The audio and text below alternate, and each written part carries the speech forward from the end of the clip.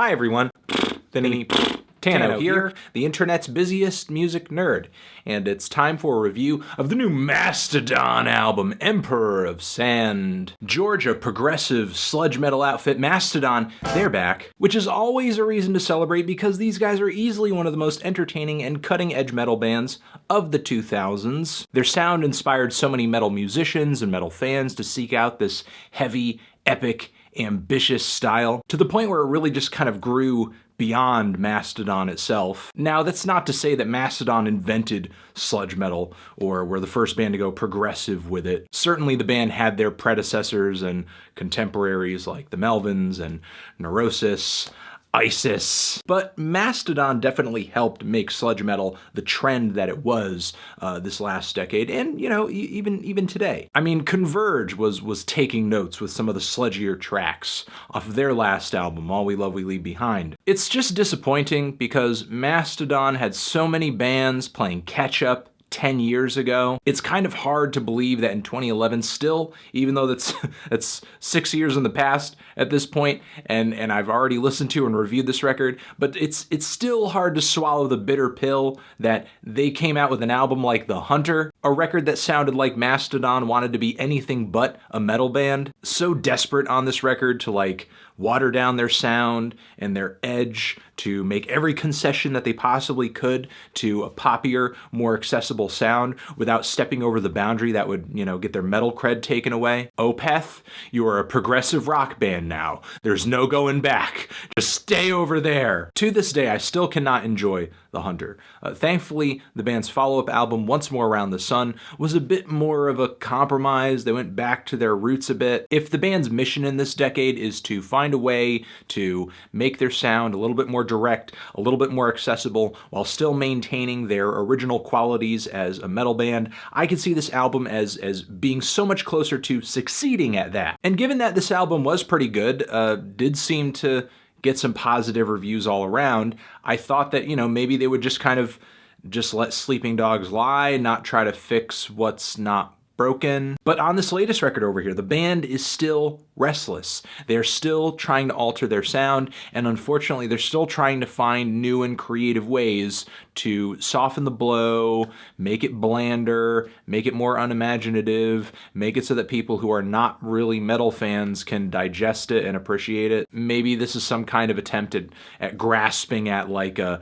Metallica-sized crossover appeal. Even if Mastodon somehow had the talent and the stars had aligned to the point where they could write and record and release such an album, would it really be worth it? Because all I'm hearing with this new stuff is the band coming through with their most tepid material yet, and what's the trade-off, I mean, so far the band's older stuff is what seems to be most widely celebrated by fans and critics alike. So what continues to push Mastodon into this part pop, part prog direction, I'm just not sure. Because this time around, it's like they're trying to infuse their heavy guitars and their somewhat speedy, kind of flashy leads and licks that they throw in between these riffs with vocals and choruses that could have been lifted out of just bad radio rock songs from the 90s. It's like the band listened to a whole lot of Soundgarden or Stone Temple Pilots,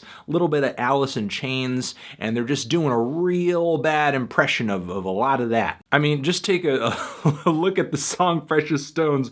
Don't waste your time. Don't let it slip away. Did I mention that some of their worst lyrics are on this record too? I said it before, I'll say it again. The song Show Yourself sounds like Foo Fighters doing a goddamn Queens of the Stone Age cover with these Dave Grohl vocals and sort of thick Josh Homme guitar riffs. I appreciate that the band tries to give the track a little bit of edge toward the end with some heavy riffs and a flashy arena rock-sized guitar solo that just wails away, but at this point, the band has already sold the edginess of the song up the river. You can't redeem it now. And I'm not saying this album, there's nothing metal about this album whatsoever. There are certainly a few riffs, a few drum beats here and there, some vocals too, that certainly give off that vibe of an older Mastodon release. The issue is that there's nothing on this album as far as the metal-toned side of this record. That isn't something the band hasn't done already on either their previous material or maybe some ideas that you might have heard on the latest records from their contemporaries, be it Baroness or High on Fire or Neurosis or some band like that. I mean, listen to the song Sultan's Curse, the opener to this album. Tell me this is not the most inconspicuous opener to any Mastodon album ever. Tell me that this is not Mastodon by the numbers. Because in the grander scheme of the Mastodon songbook, there's absolutely nothing special about this track. Listening to this album is like listening to Mastodon blatantly and almost knowingly blow their lead in the sludge metal game. And it just is really disappointing, especially when you consider that some of the worst vocals on any Mastodon album land on this record. The cheese factor has increased tenfold with all of these soaring vocals that, again, sound like a combination between some bad 90s commercial radio alt-rock and maybe a little bit of power metal in there too. And I have no idea what the band is trying to do on the track Word to the Wise. Diamond in the wishing well, falling underneath the spell, save me from the wicked ways, pulling me with all its weight. Not only does it sound like the Macho Man Randy Savage himself has come back from the dead to sing on this track, but he's on some fantasy metal shit too. I could not make it through the first verse of this track without laughing at least a little bit. And there are other tracks on this album that are almost as bad as this. The song Clandestiny, for example, and also how the title of this song made it to the final cut of the album. I do not know, but it made it here along with the weird and completely unexpected and very badly executed synth odyssey that appears in the second half of this track, complete with robot vocals, of course,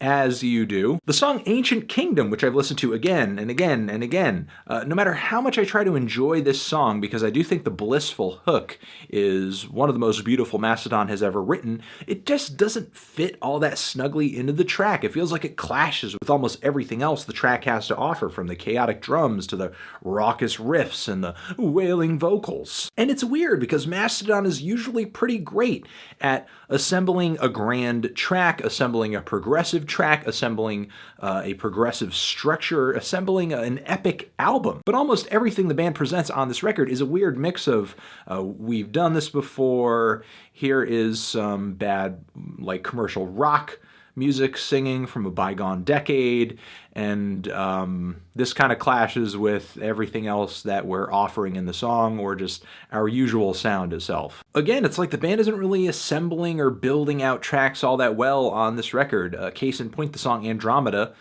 which just kind of fizzles out right after a very strange vocal passage that sounds like I'm listening to a bunch of screams off of a Mudvayne record. And the phrase total mess is basically the song Jaguar God in a nutshell. This 8-minute closing track has multiple phases to it. The first 2 minutes, I'm positive the band is convinced that they are writing their answer to Nothing Else Matters. But eventually they give up on this task because the vocals are bad and their balladry is not really up to snuff. So they just kind of bring it into the heavy guitars again. But, you know, they go back to that theme melody at the very end with some of the guitar solos and leads. I appreciated that, but it is a very rough ride to that point. I don't know, man. This is such an underwhelming album for me from Mastodon. And I know I don't really have a super positive Mastodon review on my channel outside of their previous record, Once More Around the Sun. And that's because, I mean, every amazing record the band has dropped is like 8 years in the past, at least. I mean, if I was reviewing Crack the Sky, this would be a very different review. Because on this thing, I think Mastodon puts out a few of their worst tracks, a few of their most anonymous tracks. You know, again, to go back to Show Yourself. That is a track that I would not have even known it was a Mastodon song had I not been told. And had I not been told that a lot of the songs off this new record over here were a new Mastodon album, I would assume that bulk of this material is just like old B-side stuff that didn't make an album because it's not all that well written or groomed or just features some bad vocal performances. I think artistic evolution and trying new things are certainly one thing. And then there's the matter of what I'm hearing here is material that I think a Mastodon of 10 years ago would not have let onto an album. Would have just maybe gone back to the drawing board with it. And I'm just still getting the sense on this album that they would rather be doing something else than what they're doing. And I get it. You don't want to repeat the same ideas over and over and over for the rest of your career. You want to continue to progress artistically. You want to try new stuff. But a lot of the time on this album, it's like they would rather be the next 90s copycat than the first Mastodon, because they just continue to play it safe with a bunch of tired, rehashed sounds, a lot of which they've gotten from other places, and they're just kind of settling on that rather than doing something refreshing, maybe taking a risk. I will say the album ends perfectly with kind of this maniacal laughter in the distance, which is exactly how I felt when the album ended. I was just kind of laughing and I was like, man, I cannot believe what what I just heard. And also that, I mean, it seems like people generally like the album. And I don't know, I just did not come away from this record with that experience. I feel like I'm taking crazy pills. But, you know, I'm just going to leave it at that. This record, I kind of see the hype behind it. You know, I mean, it is loud. It is produced okay. I just don't really think a lot of the singing and a lot of the writing is up to snuff for this band. You know, considering the amazingly high bar that they've set in the past. This is just not really where I would like it to be. Me personally, I'm feeling a decent to strong 4 on this thing. Transition. Have you given this album a listen? Did you love it? Did you hate it? What would you rate it? You're the best. You're the best. What should I review next? Hit the like if you like. Please subscribe. And please don't cry. Just leave an angry comment in the comments if you're angry. I'm sure you are. But hey, other videos and stuff next to my head I think you should check out. Subscribe to the channel. Don't unsubscribe from the channel. An official website too. Mastodon, Emperor of Sand, forever.